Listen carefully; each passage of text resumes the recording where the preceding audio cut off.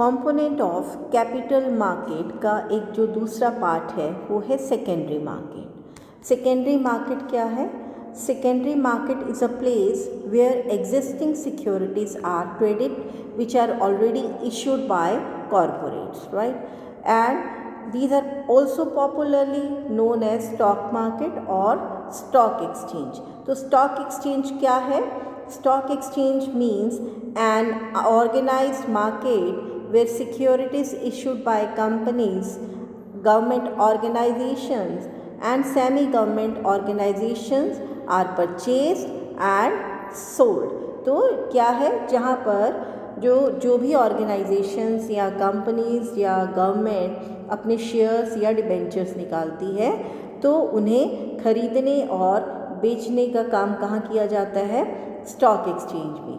लेकिन एक और बात है कि यहाँ पर वो ही सिक्योरिटीज़ डील की जाती हैं जो ऑलरेडी मार्केट में एग्जिस्ट हो चुकी हैं, यानी कि उन्हें पहले से ही इशू किया गया है, बाद में वो सेकेंडरी मार्केट के अंदर स्टॉक एक्सचेंज में डील की जाती हैं।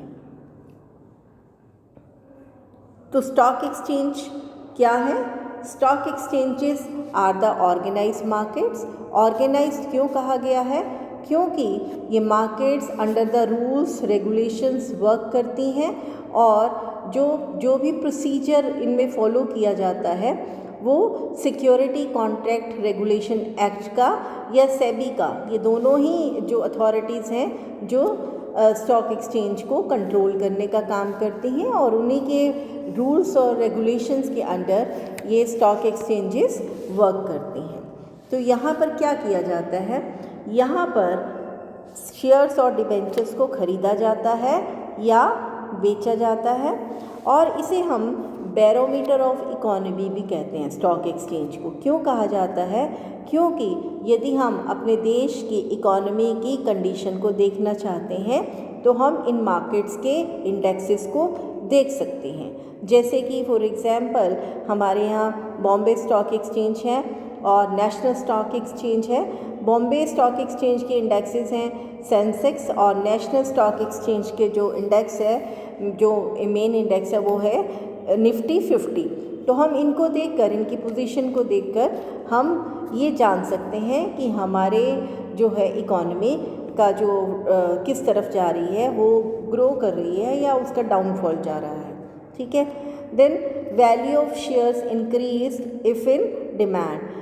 और जब स्टॉक एक्सचेंज में जब सिक्योरिटीज़ को डील किया जाता है तो यदि डिमांड ज़्यादा है किसी भी शेयर या किसी भी डेट इंस्ट्रूमेंट की, तो सप्लाई कम होने के कारण उसकी जो है वैल्यू क्या होगी? ज़्यादा हो जाएगी, मार्केट प्राइस उसका बढ़ता जाएगा। लेकिन वाइस वर्सा भी है, यदि किसी शेयर या डिबेंचर की वैल्यू कम है या उसकी डिमांड कम है तो उस केस में क्या किया जाएगा? उसकी वैल्यू कम होती जाएगी मार्केट के अंदर। तो डिमांड ज़्यादा होने से प्राइस भी राइज करता है और डिमांड कम होने से प्राइस डाउन हो जाता है। नेक्स्ट है जो इसमें कुछ एग्जांपल्स मैं पहले ही बता चुकी हूँ। इसमें नेशनल स्टॉक एक्सचेंज है, बॉम्बे स्टॉक एक्सचेंज है, दिल्ली स्टॉक एक्सचेंज है, लुधियाना स्टॉक एक्सचेंज है या कोलकाता स्टॉक एक्सचेंज है। तो ये कुछ एक जो है चेन्नई स्टॉक एक्सचेंज, ये कुछ इम्पॉर्टेंट ऐसे स्टॉक एक्सचेंजेस के नाम बोल रही हूँ जो कि बड़े बड़े मेट्रो सिटीज़ में वर्क कर रहे हैं।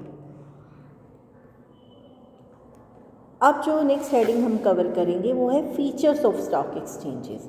क्या क्या गुण हैं एक स्टॉक एक्सचेंज के, क्या फीचर्स हैं? फर्स्ट है, these are the organised market under the control of SEBI. ये हमने पहले ही डिस्कस कर लिया है। नेक्स्ट है, deals only listed shares. Listed shares कौन से हैं? लिस्टेड सिक्योरिटीज़ कौन सी हैं? वो सिक्योरिटीज़ जिनका रजिस्ट्रेशन स्टॉक एक्सचेंज के अंदर करवा दिया गया है, लिस्ट करवा दिया गया, यानी कि उनका नाम स्टॉक एक्सचेंज के रजिस्टर में दर्ज हो चुका है। तो उसके लिए जो कंपनीज हैं एक अच्छी फ़ीस पे करके, जो लिस्टिंग फ़ीस है वो पे करके उन्हें किसी भी स्टॉक एक्सचेंज में उसका नाम लिस्ट करवा सकती हैं। तो यहाँ पर केवल वही सिक्योरिटीज़ डील हो सकती हैं जिनका नाम स्टॉक एक्सचेंज में रजिस्टर्ड है। नेक्स्ट है, it is necessary to obey the rules of stock exchanges. तो ये बहुत ज़रूरी है कि जो भी नियम जो स्टॉक एक्सचेंजेस के लिए बने हुए हैं या बाय लॉज फ्रेम किए गए हैं, स्टॉक एक्सचेंज ने खुद बनाए हैं, तो उन स्टॉक एक्सचेंजेस के उन नियमों का पालन किया जाए और जो भी ट्रांजैक्शंस डील की जा रही हैं वो उन नियमों के आधार पर ही वहाँ पर डील की जाए। और यहाँ पर जो डीलिंग होती है, it is only through authorised members. जो मेंबर्स यहाँ पर रजिस्टर्ड हो जाते हैं स्टॉक एक्सचेंज के अंतर्गत, उन्हीं मेंबर्स के द्वारा ये डीलिंग्स की जाती हैं। इन ऑथोराइज्ड मेंबर्स को हम ब्रोकर्स भी कहते हैं।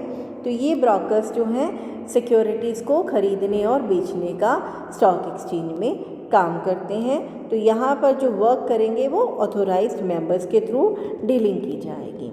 And stock exchanges are corporate bodies registered under companies act. तो ये जो है स्टॉक एक्सचेंजेस खुद भी रजिस्टर्ड होती हैं अंडर द कंपनीज एक्ट, तो तभी वो स्टॉक एक्सचेंज का एक ऑथोराइज स्टॉक एक्सचेंज माना जाएगा।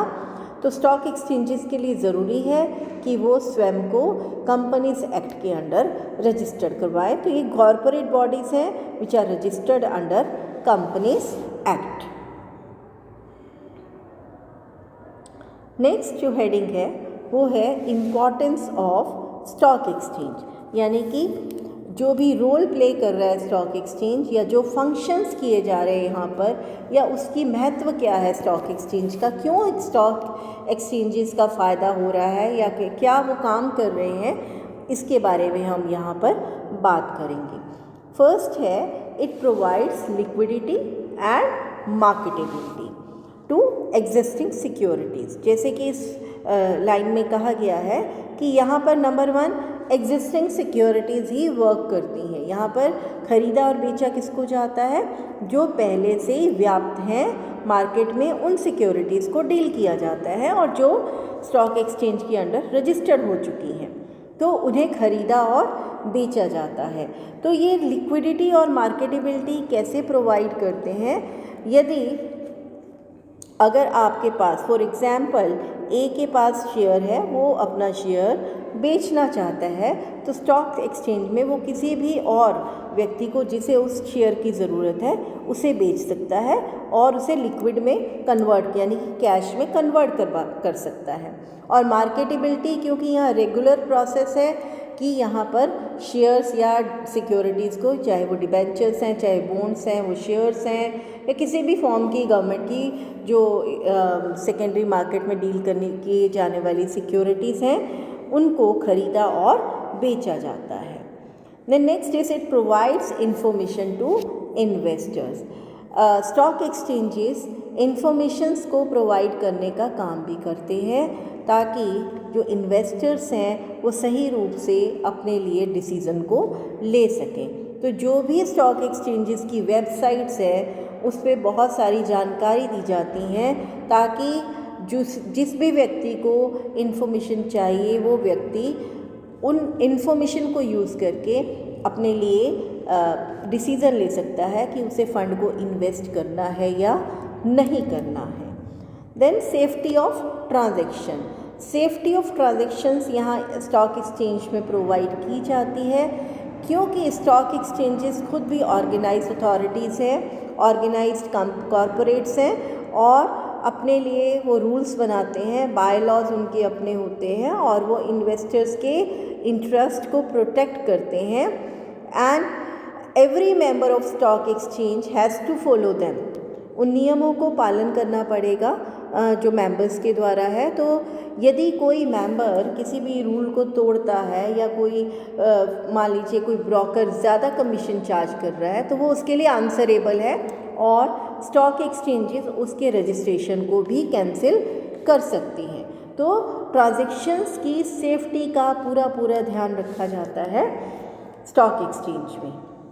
It contribute to economic growth. Economic growth का भी बहुत बेनिफिट मिलता है। इकोनॉमिक ग्रोथ होती है, देश उन्नति कर पाता है क्योंकि आपका स्टॉक एक्सचेंज क्या प्रोवाइड कर रहा है, वो मार्केटेबिलिटी भी प्रोवाइड कर रहा है, वहाँ पर सेल और परचेज़ भी किया जा रहा है सिक्योरिटीज़ का। और जब भी इन्वेस्टर को कैश की ज़रूरत पड़ती है तो वो ये फैसिलिटी भी देता है इन्वेस्टर को कि उसकी सिक्योरिटीज़ जो है वहाँ पर बिक सकती हैं, आसानी से बिक सकती हैं, वो उसे कैश में कन्वर्ट करवा लेता है। और जो एग्जिस्टिंग सिक्योरिटीज़ मार्केट में चल रही हैं, समय समय पर जैसे जैसे कंपनी ग्रो करती हैं या मार्केट में उन शेयर्स या डिबेंचर्स की डिमांड बढ़ती है, उसकी मार्केट प्राइस भी इंक्रीज़ होता है, जिसके कारण से ज़्यादा लोग जो इस सेकेंडरी मार्केट में इन्वेस्ट करना पसंद करते हैं, जिससे ज़्यादा कैपिटल बनती है, फॉर्मेट होती है, कैपिटल फॉर्मेशन होता है, ज़्यादा से ज़्यादा प्रोडक्शन होता है, ज़्यादा से ज़्यादा कॉरपोरेट्स आगे आती हैं। तो इस प्रकार से इकोनॉमी क्या करती है, इंडस्ट्रियल डेवलपमेंट होती है, तो इकोनॉमी भी हमारी ग्रो करती है। नेक्स्ट हेडिंग है broad based ownership. Broad based ownership किस प्रकार से है? जो स्टॉक एक्सचेंजेस हैं वो रेडी मार्केट प्रोवाइड करते हैं शेयर्स को, वो प्लेस है जहाँ पर मार्केट्स का में सिक्योरिटीज़ का ख़रीदना और बेचना पाया जा रहा है। तो लोग जो हैं ज़्यादा से ज़्यादा institutions and people want to invest in shares and debentures, right, और वो उसके लिए डिमांड करते हैं, शेयर सिक्योरिटीज़ को ख़रीदते हैं और ऑनरशिप को परचेज़ करते हैं, जिससे कि कंपनीज़ का जो है ऑनरशिप बढ़ता जाता है, ब्रॉड बेस्ड हो जाता है, ज़्यादा शेयर होल्डर्स बनते हैं और लार्ज साइज़ कंपनीज़ का निर्माण होता है। तो यदि एक बहुत बड़े अमाउंट में कैपिटल फॉर्म करनी है या कैपिटल की आवश्यकता है, तो इस प्रकार से मार्केट में शेयर्स फ्लोट करके ज़्यादा से ज़्यादा कैपिटल को फॉर्म किया जाएगा और प्रोडक्शन वर्क को हेल्प मिलेगी। नेक्स्ट है, it is the place for speculation. Speculation जो सट्टा है वो केवल जो है शेयर मार्केट में ही अलाउड है, स्टॉक एक्सचेंज में ही अलाउड है, बाकी चीज़ों के लिए सट्टा अलाउड नहीं है। तो जो शेयर मार्केट है वो एक सट्टा प्रोवाइड करती है, सट्टे को हेल्प करती है, यानी कि जो शेयर्स जो खरीदे और बेचे जाते हैं उनकी डिमांड के अकॉर्डिंगली जो है उनके मार्केट प्राइस इंक्रीज़ और डिक्रीज़ होता है।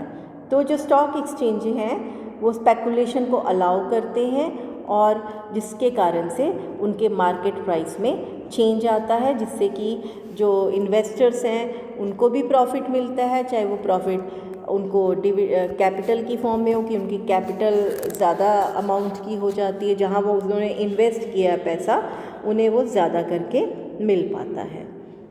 And it creates link between saving and investment. जब स्टॉक एक्सचेंज बनते हैं तो वहाँ पर क्या किया जाता है, वहाँ पर सिक्योरिटीज़ को ख़रीदा और बेचा जाता है, जिसमें सेविंग्स का इस्तेमाल किया जाता है और उन सेविंग्स के बदले में एक इन्वेस्टर जो है वो शेयर्स और डिबेंचर्स को ख़रीद करके इन्वेस्ट करता है सिक्योरिटीज़ में, और जिससे कि और उसके बदले में उसे क्या मिलता है, उसके बदले में उसे उसकी value of share stock exchange में इंक्रीज़ हो पाती है, उसे उसके ऊपर ज़्यादा प्रॉफिट मिलता है यदि उसे मार्केट में बेचता है। फॉर एग्ज़ाम्पल, अगर उसने कोई शेयर 100 रुपये में ख़रीदा था और आज उसकी शेयर मार्केट में वैल्यू जो है 150 हो गई है, तो यदि वो 150 पर उसे सेल करता है तो उसको 50 रुपीज़ एक्स्ट्रा मिलेगा अपने इन्वेस्टमेंट अमाउंट के कंपैरेटिवली। और इस सब के ऊपर यदि वो लंबे समय तक उसे अपने पास रखता है तो शेयर्स डिबेंचर्स के ऊपर उसे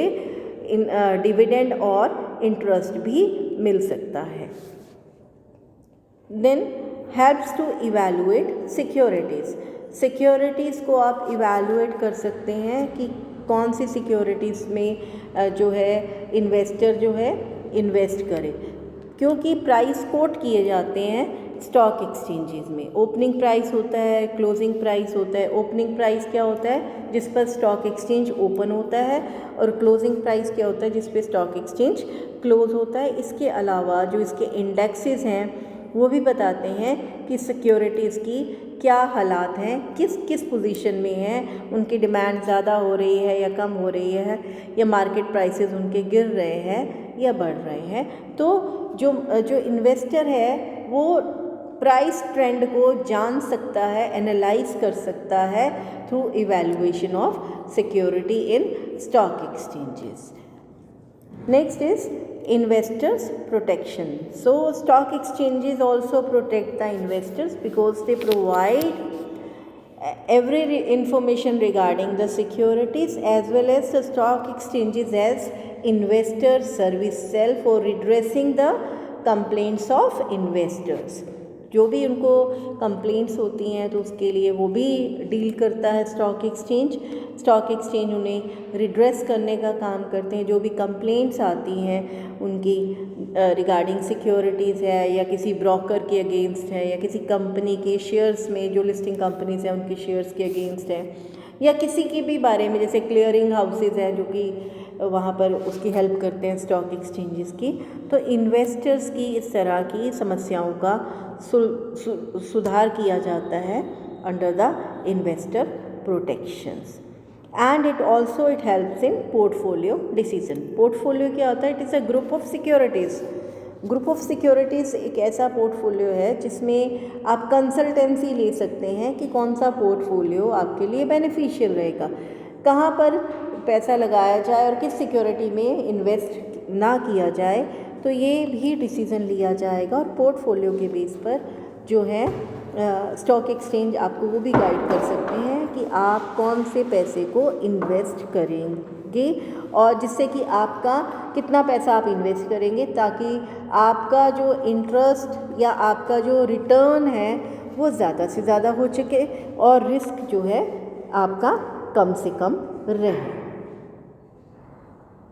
also it improves the image of company. जो स्टॉक एक्सचेंजेस हैं वो बैरोमीटर का काम कर रहे हैं और इवन उसके इंडेक्सेस भी बता रहे हैं और रूटीन में वो इन्फॉर्मेशन भी दे रहे हैं कि किस कंपनी का स्टॉक जो है वो अच्छा काम कर रहा है स्टॉक एक्सचेंज में या जिसका वैल्यू इंक्रीज़ हो रही है और कौन सी कंपनी की वैल्यू डिक्रीज़ हो रही है। तो जब कंपनीज़ के शेयर्स की डिमांड बढ़ने लग जाती है, उसके प्राइसेस हाई होने लग जाते हैं, मार्केट प्राइस बढ़ने लग जाते हैं और उसकी डिमांड ज़्यादा हो रही है, तो ऐसे केस में कंपनी की इमेज भी इम्प्रूव होती है और कंपनी ज़्यादा से ज़्यादा ईजिली उसके शेयर्स खरीद लिए जाते हैं और फ्लोट होते हैं वो मार्केट में। It helps government to raise public date.